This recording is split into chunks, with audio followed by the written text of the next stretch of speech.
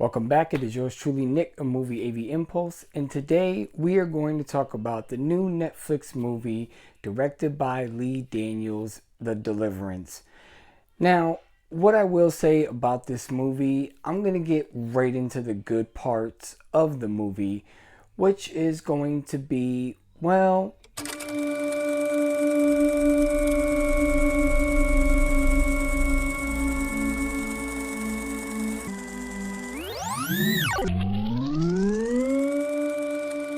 the acting in this movie is done really well. I think all three kids, they really did a good job.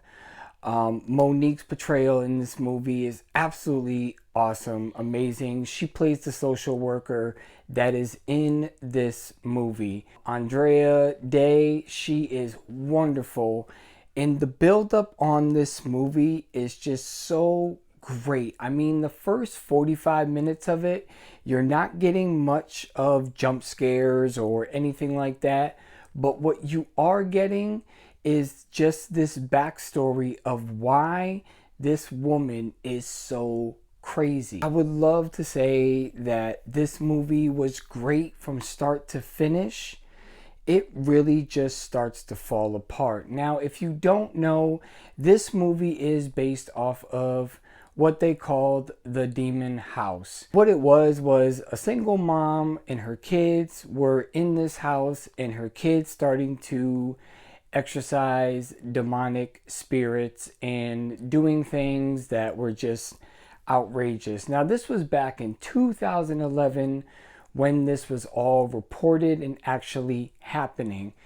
Now, to me, there was a lot that Lee Daniels could have took this movie into, a lot of directions, but instead, well, he went into this religious direction, and for why, I don't know. The one thing that amazed me about the actual story on this, given that it was 2011, there are no actual footage or photos of the actual events happening. Now, let's think about this. 2011, there were camera phones. You mean to tell me you didn't have a disposable camera around or any of that? You didn't want to document this as a thing? Instead, they have a few witness statements, one done by the county sheriff, I believe, and then the other one done by the social worker. But yet, there's just no evidence really backing this but people's statements. So taking a story like that and really making this into a movie, man, I was just so hyped for it, and it just went into a really weird direction. And basically, it's the mom, she's an alcoholic, she's struggling. The father is supposedly over in Iraq at the war, trying to make ends meet. Glenn Close, she plays the ghetto mom. And by the way, she plays the ghetto mom perfectly.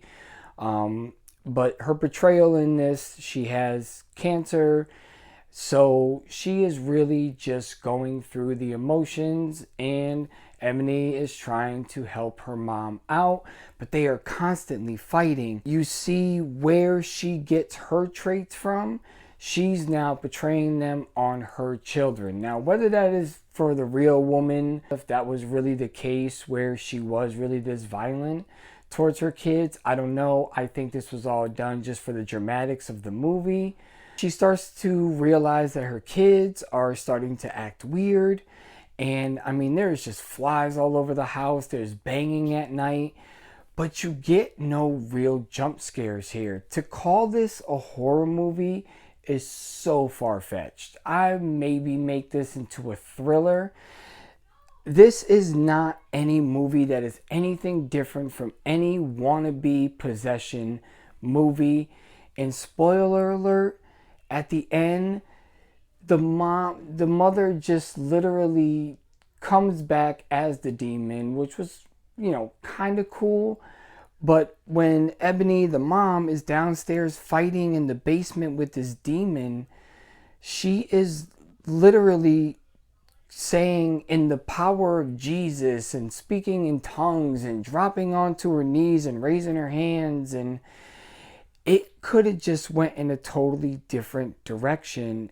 And I think I get what they were trying to portray in a world full of dark times. Maybe the message here was really believe in God and things will happen and good things will come. But that is not what you set up in the beginning of this movie, Lee, at all. I understand the person seeing their ways in the long run, but you cannot go from being an alcoholic, abusive mom to literally in a split second becoming this righteous Jesus lover that is going to free her child from this demon. Oh, Omar Epps is in this movie. Why they even broadcast him in the beginning of it, it is literally just a name pull. Lee was just trying to get you to watch this movie with powerful stars. He's literally in this movie for about 3.5 minutes, and that's it. There was absolutely no reason why he was in this movie. None. He plays no purpose, doesn't come back. He's not the hero. He's not nothing. I have no clue why he is in this movie. It is just horrible. I give this movie a 4 out of 10. Put it this way. I would rather watch the trashiest B popcorn horror movie than to watch this again. I would literally watch The Exorcist Believer before I watch this again. I think Believer was done better and was a better horror movie and possession movie than whatever this was. I don't know. This movie is just literally horrible. I am glad this was not a theater release, that it just came to Netflix. I hope Netflix did not pay a lot of money for this, because if they did, their production is going down. And of course, now on Netflix, this is the top #1 movie, which is another just bullshit. Anyways, this was just a quick overview. Sorry for the spoiler alerts, but there was really nothing to spoil. It's just your average possession, horrible, wannabe, just carbon copy of every other possession movie that's ever been done type of movie. Just bad. Anyways, come back on Wednesday where I'm going to tell you my top 5. Anyways, I will see y'all in the next one. Peace.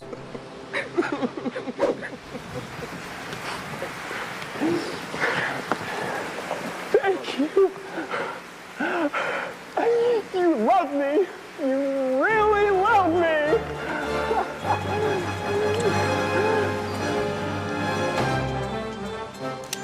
You're not going anywhere.